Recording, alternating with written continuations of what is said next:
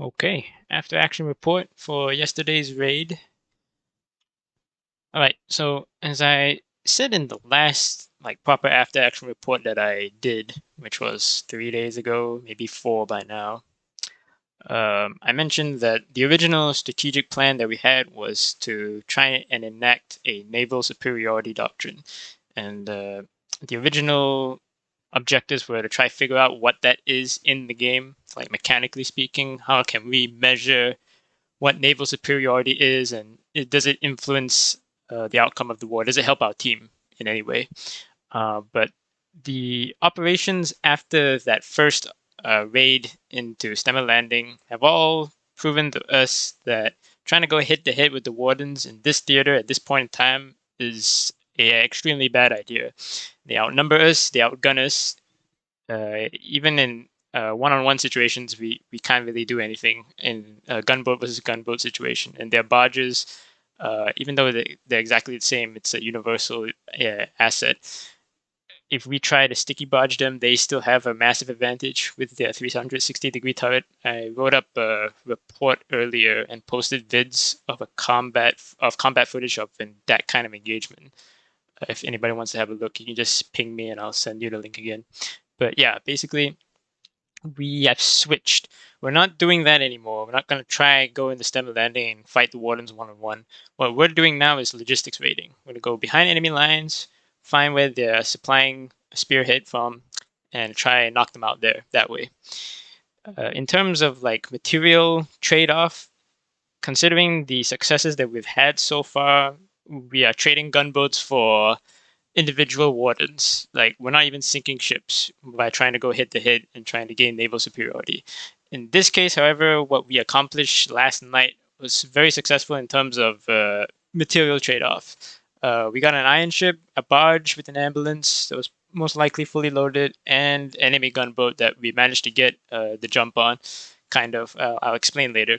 But that's what we're going, and so far it's worked out. We had massive success doing this new strategy. So moving forward, we're going to try and expand and work on it, try to get it more streamlined so that we don't take too much time getting prepared or planning routes or anything like that. It should be, by the time we're done, have this down to a T that any of the junior officers can come in, get a crew, get some scouts, go out, find targets, kill them, and then come back. So, okay, so I just wanted to mention again, but I did put out a message yesterday in the Discord mentioning this. This was the first kind of operation where I had individuals do parts of the work needed to get the operation running. So we had logistics fellas like Bieber, Vern, a couple of other guys. I can't remember their names, but they Bread definitely helping out a lot there. They helped us set up the forward rally points and all of the ammunition needed for the operation to be executed. I didn't help out with any of that. I told them to do that, and they went and did it, and they did it very well. We had two recon guys. There was can't remember who was the other person who joined, but you know who you are. But more importantly, K4, who's been a long time member so far here, he went in and he did a lot of recon work into Fisherman's Row. And he supplied me as much intelligence as he could regarding the logistics routes that we should go and have a look at if we want to find some targets. And so I didn't have anything to do with that either. Usually, I have to take part and help out in all of these things, planning, logistics, and recon. But this is the one time where all I had to do was just the planning, which was great because that means the workload was finally spread out and split up into different parts that different people work together, so that no one person was fully worked out and had to shoulder all of the responsibility, which was really nice. So that's great. That is very good for the regiment overall. We're on track to becoming a very effective unit. Now, the last point here is that in terms of naval operations, because it's a completely new game for the naval warfare update, I think in the Eastern Theater, a lot of our colonial friends have been doing this, going behind enemy lines in terms of the island hexes and cutting off enemy logistics. Here on the western side, we haven't seen too much activity. I believe K4 knows of one other regiment that did it earlier that day. But other than that, we haven't seen any real activity in the efforts of trying to execute this kind of strategy of logistics raiding instead of going hit to hit in stemma. So uh, what this means for us was that this was pretty much brand new to everybody here. I had never done this on this kind of scale with this many ships either. It was all brand new, and considering the success that we got from it, quite happy with how it turned out. Okay, so I'm just going to go through the initial slides from the briefing that I gave just before we executed the operation. So these were the mission objectives here. I was going to be happy with just getting one kill on an iron ship that was heading towards a place that was under attack. In this case, Stemma Landing, but Westgate was also in a pretty bad situation. So any logistics line, didn't matter where they were going, as long as we could find and kill one iron ship, I would consider that a success. So the fact that we got an iron ship, a barge loaded with an ambulance, and an enemy gunboat, yeah, that we fulfilled the objectives above and beyond. The last part here may sound contradictory, but I wanted to make sure that we weren't going out with the intent to hunt down water and gunboats, and we wanted to avoid them considering how strong they are. We did end up killing one, not because we wanted to engage per se, but because he kind of jumped us. I'll get to the details of the battle and the operation itself later on in the slides. It's there, but yeah, avoiding hit-to-hit confrontations. That's something that we didn't want to get into, and this should still be a staple in any kind of logistic raiding operations moving forward. Try to avoid enemy gunboats and enemy warships as possible. Okay, so this is the map that was presented during the briefing at the start. We had 2 forward rally points, one in Alchemio State that we had used in prior operations, and the new one that was set up earlier that day by Bread in Initium Origin. The red circles mark enemy observation towers that we had to be careful of. At the time, we hadn't had friendly forces set up listening kits at these points yet, but as the operation went on, other forces, and especially K4, he came back later on after he glitched out of the boat, set up listening kits, and moving forward, we're going to have the recon guys try help out and pre-place the listening kits before operations. That should give us a lot of valuable intelligence. Okay, so the force rosters for this operation, I intended only to take 1 gunboat and 1 scout. The problem is that over the last few days, every time that we had an operation, we had more than double the amount of people that we expected to show up. And most of the time, there were quite a few people that were left out. So in this case, I decided to just take a shot and try again to do a multi-ship operation. I know from the previous slides in the last after-action report, I said that we were going to switch to single-ship operations for now, keep it small and manageable so that we can figure out the tactics and try to be effective on a tactical level. But in this case, I mean, I had 20 people sign up. If they're already here and they're willing to show up, then I've got to make the effort to try to get them all involved. So here we went and did it. Glitch. This was Glitch's first command. I needed an extra dependable guy that I know. Glitch has been playing Foxhole with me for about a year now, and yeah, he kind of knows how the gameplay and all the mechanics work. He knows a little bit of command, but this was his first real experience in command. Brett and Gorgazar here have been working a lot in the scout and recon departments. They quite kind of know how they need to operate and what the commander of the operation needs them to do. We ran into some problems later, but that was due to other circumstances and factors which I will discuss. But this was the force roster that we had right here. We had about 5 to 6 people per gunboat, and then 2 two-man teams of scouts and motorboats. These were the kind of equipment that we wanted to bring. I'll talk about the radio backpacks later in the communication section. 4 rally points in the stockpiles. This one here, I will revisit at a later slide. The thing about the respawn and the forward rally points, that didn't come into play considering how far we went behind enemy lines. Uh, there really is no point to just pick up one guy when you have a crew of 5 or more that are already in position, ready to attack the enemy. It's a tough decision to make, but I've made it quite a few times before. And just a note for anybody who's looking to command or lead an operation in Foxhole in this regiment moving forward, that's something that you probably will have to make further down the road, that kind of decision. It's not easy because, people showed up, they spent half an hour to get all the way there, and then they die. Sometimes they may glitch out or disconnect. It is what it is. It's the nature of the game, sadly.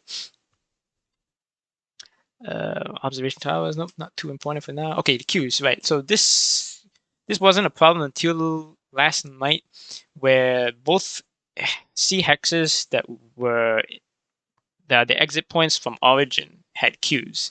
So looking forward, there's a very high probability that we may be queue locked from actually doing any logistic raiding operations. Because if both queues that are in front of Origin are queue locked, we can't get anybody through, we can't get behind.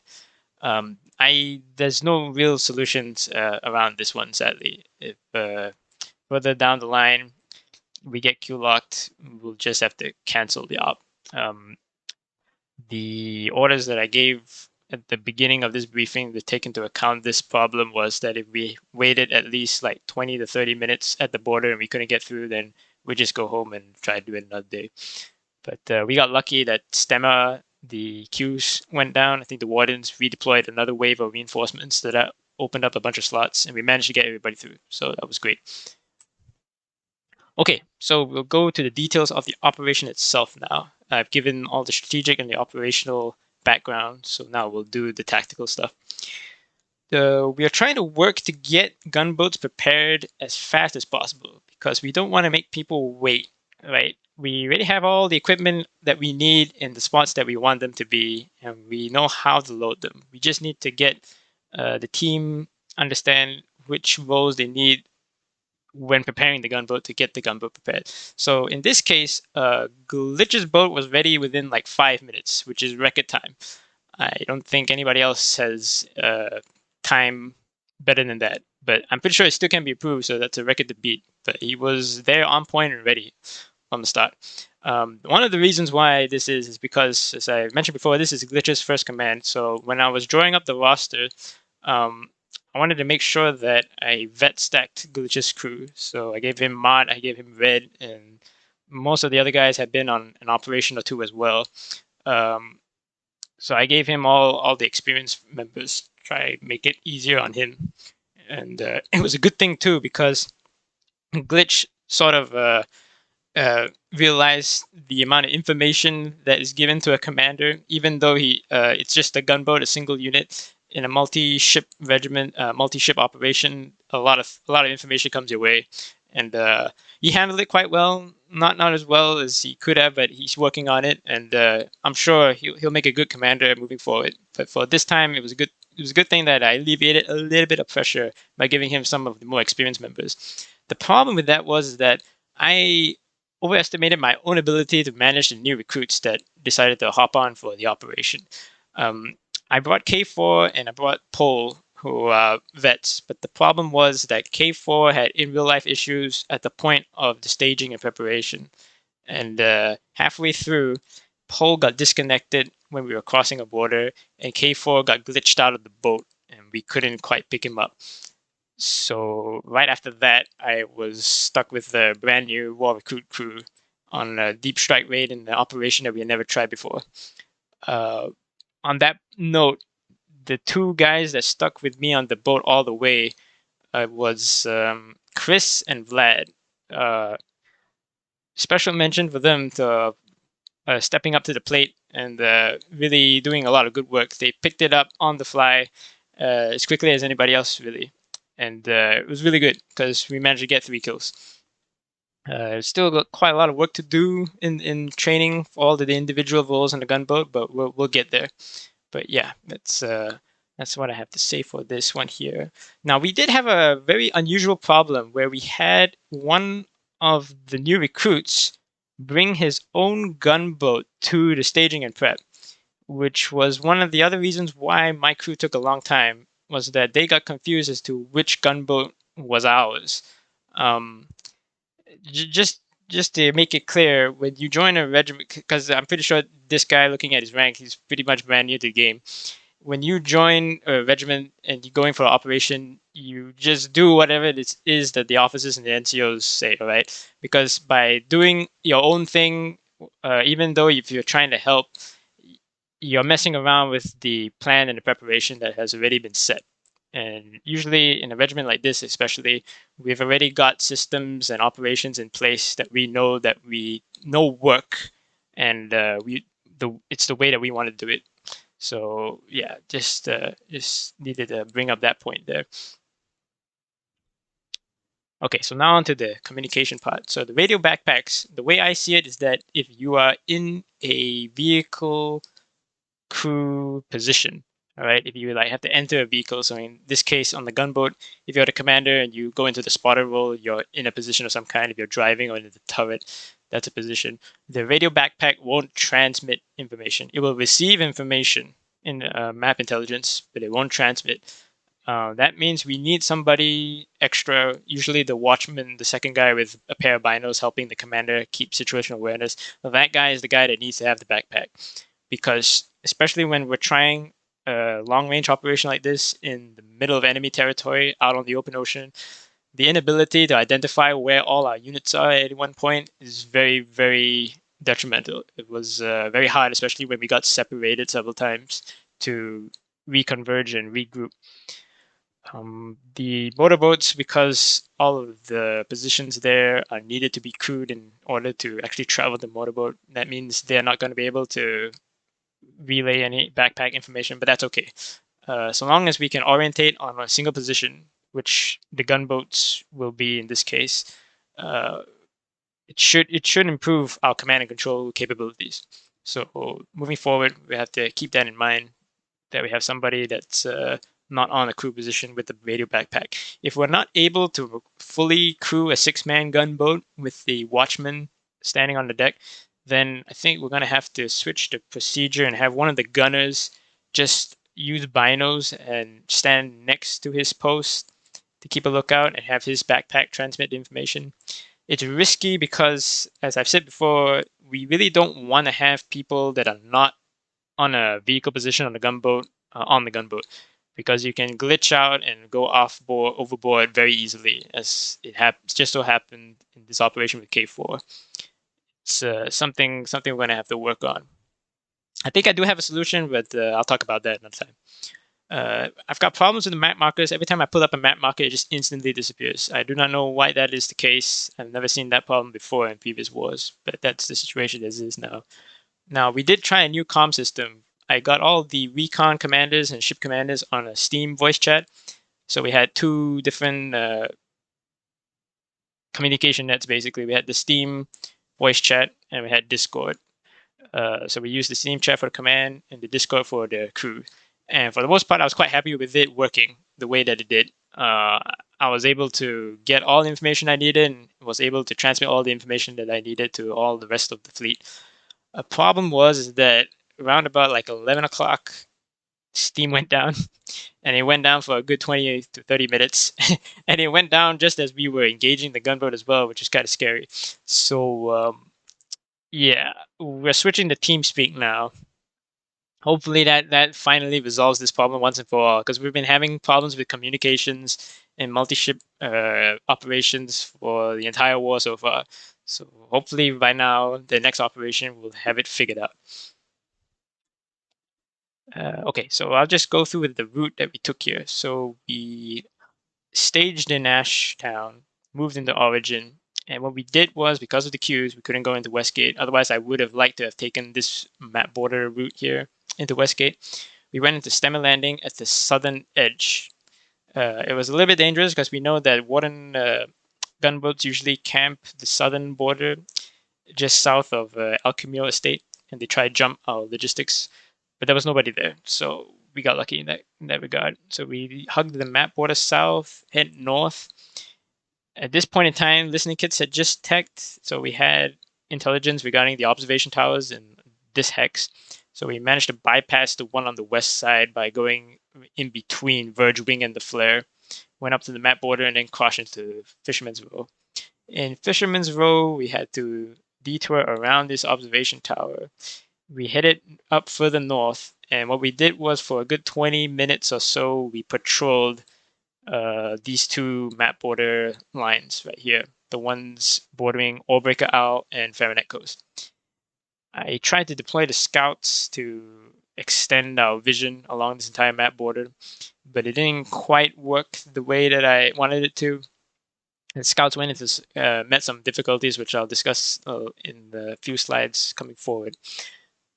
But it wasn't that effective the way that we deployed it. I think if we try it again, because we're all experienced now, we sort of know what it is that we need to do and how to do it.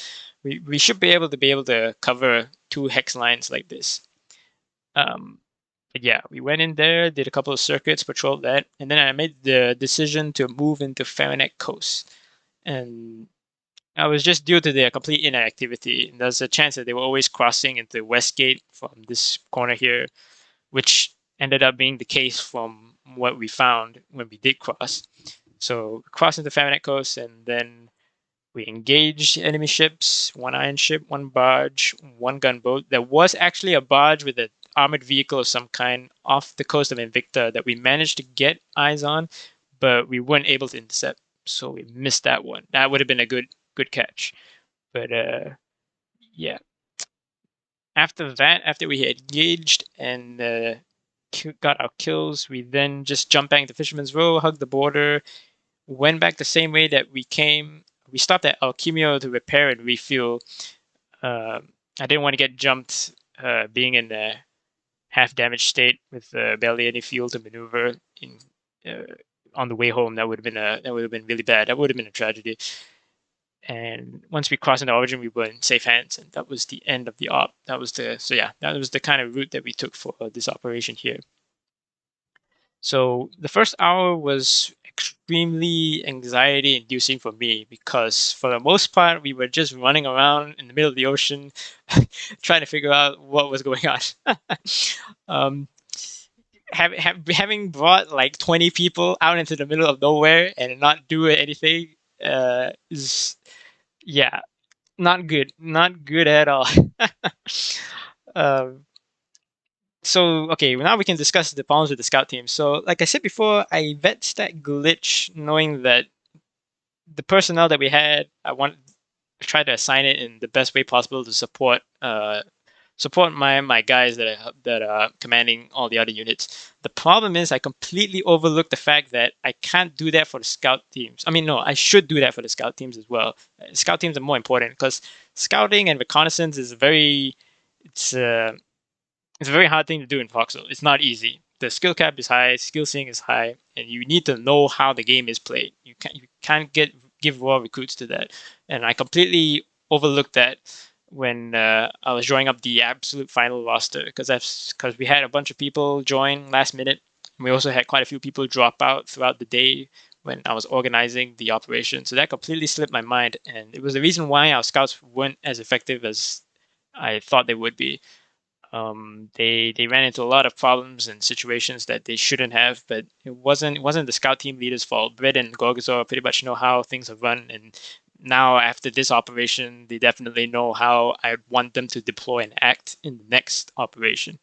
But yeah, that I've got no one else to blame but myself for that one on that oversight. So yeah, personnel regarding scout teams, need to keep that in mind. So the kills that we got. I asked a guy that I know that's been playing the game for quite a long time regarding how do you identify what is in the iron ship. And what he told me, you can't actually identify all the contents. You can identify at least one piece every now and then, but it won't tell you like what was in the container, if it's a container that is. If it's a crate, you also won't be able to see that. If it's an individual tank, right? If it's like a tank you've packaged and put in, that's something that you will be able to see. So we don't really know what was in the iron ship.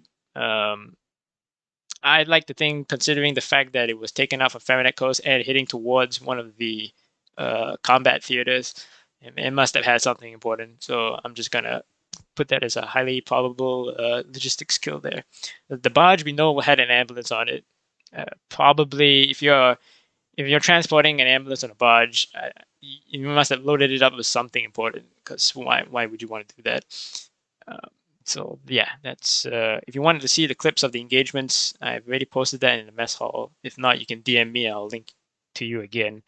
They're good to watch if you want to command a gunboat because you'll be able to hear the comms that we had when in a multi-ship operation. That's very important. That's the most important piece of information regarding those clips is how we communicate and what kind of information needs to be communicated. Okay, so this is the gunboat kill here. So I will just play it.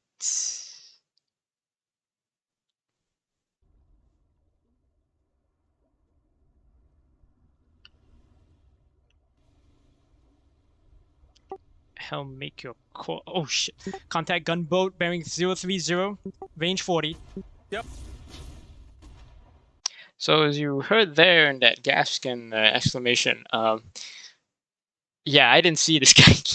I didn't see this guy until it was right in front of our faces. Yeah, it's a pretty scary situation to be watering gunboat sitting right there in the middle of the open ocean, looking right at you. Um, Considering the way that his turret was looking, I don't think he saw us either.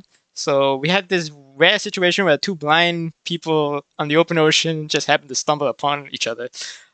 Yeah. So as I said before, Glitch's first command. This is his first command. We have problem with the communications. He never reported back what he was doing to me. So Glitch, I know you're watching this because you have to, mandatory.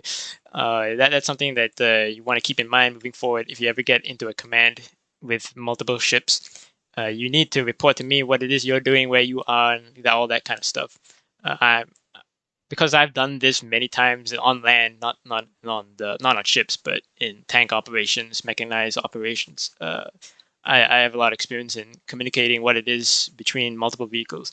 But yeah, you need to keep the information clear, concise, and to the point as to what is going on and what you are doing. So yeah, I'll just continue to click here.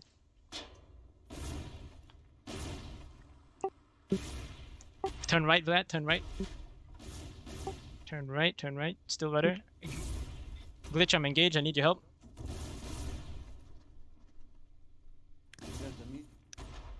So here we get disabled. Well, disabled is not the right term. Is drifting, damage and drifting. It's basically the same as disabled as it is on a land vehicle of some kind. So we can still maneuver, but it's extremely slow. So for all intents and purposes, in a gunfight like this, we're out of action.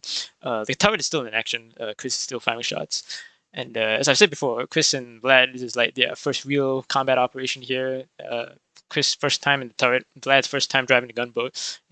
Both of them perform really well. I mean, considering the fact that we survived this long here in this engagement, and we actually managed to help kill this gunboat, it's a massive achievement right there. So yes, but I'll continue with the clip now. Okay, so at this point, I should mention that me and Glitch got separated several times when we were in Fisherman's Row and when we crossed into Faranet Coast. That's because it's problems. First time commander, you get too much information and then you just if you're distracted for a second or two, and all of a sudden you don't know where the lead ship is and you're lost on the open ocean. But this year, considering what had happened in the prior 15 minutes to this, Glitch had been keeping pretty close and information with me for the most part. I just had to have faith that he was where I needed him to be at the right place at the right time to show up. And as you can see here, that's what happens.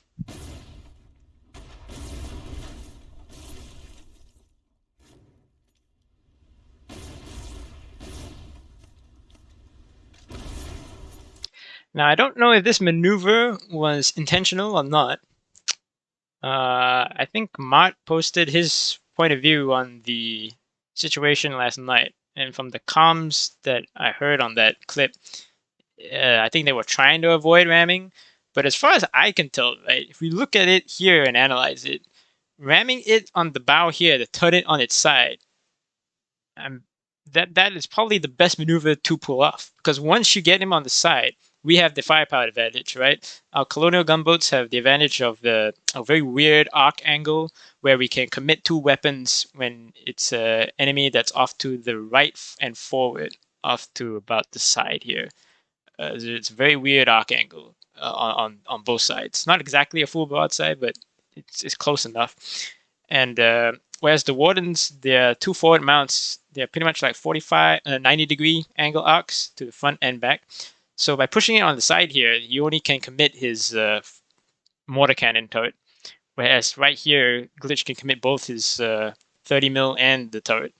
So I think this is a valid tactic that needs to go in the book. Just ram the bow, put him on the side.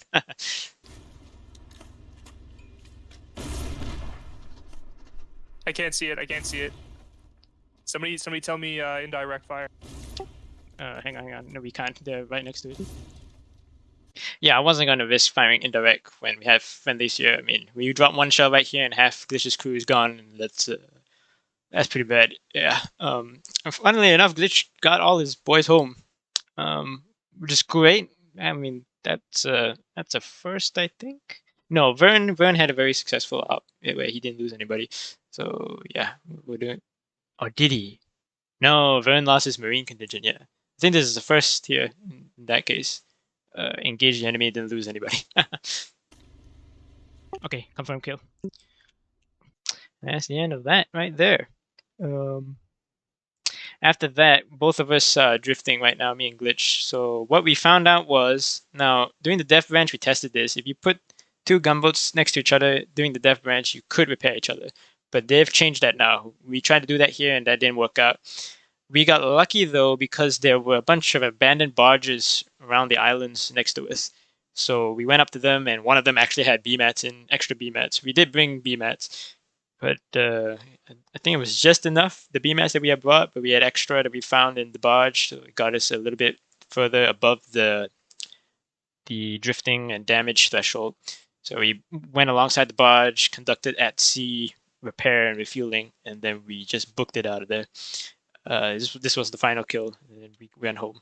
The op lasted about 2 hours from the point that we left the seaport to where we got back. So yeah, that's what happened there. So yeah, conclusions to draw. As I said before, we're reworking the comms. We're going to be using TeamSpeak. We're going to have to keep extra attention to the radio backpacks now. The scouts, Red and Gorgazor, know pretty much now what it is. If we ever do something like this, what's expected of them. And hopefully everyone who has watched this, especially if you're somebody that wants to get into scout and reconnaissance, don't... I'll try and explain it in the briefing pre-op again, because I know there's a lot of new people, but it's your job to just give more information to the commander to try to achieve the objective, right? Don't think of it as a reconnaissance and force kind of mission. We don't need information regarding the defenses on any of the islands that we pass by, and we most definitely do not need to deploy onto the beaches. All I need you to do is just help me keep track and keep an eye out on the potential logistic routes and find me targets, and then direct us to intercept the targets. That's something that's very important. That's a very, very important skill. If you watch Vern's first kill a couple of days ago, there's a good clip there where I direct him across a border to engage a Warden gunboat from the rear. That's the kind of thing that we need to develop here. But yeah, that's for future scout and reconnaissance guys. If you're interested in that, that's what is expected of you. Very high skill ceiling in that department, but very useful, right? This is a massive force multiplier having a scout on a any kind of naval operation, especially a long-range operation like this. As I said, we achieved our objectives. We didn't lose anybody. Well, we lost people, personnel, but we didn't lose gunboats. Yes. Oh yes, the battlefield logic. So regarding the scouts and the repairs for the gunboats, the scouts couldn't find too many points to land and refuel. They did manage to find a couple, but really, we really don't want our scouts landing on enemy territory to refuel themselves. That's a recipe for disaster, that is. So moving forward, assuming that we can get the manpower, we should bring a logistics barge along. The only problem with that is that I'm not entirely sure how I can defend a logistics barge, especially with our gunboat, considering how unmaneuverable it is. If we get jumped, I think we're gonna lose the Logi. But I'm sure we can work a way around that. Um, as I said before, the ocean is pretty large. Just staying in the middle of nowhere could be the best place to hide as well. We may never know until we try it out.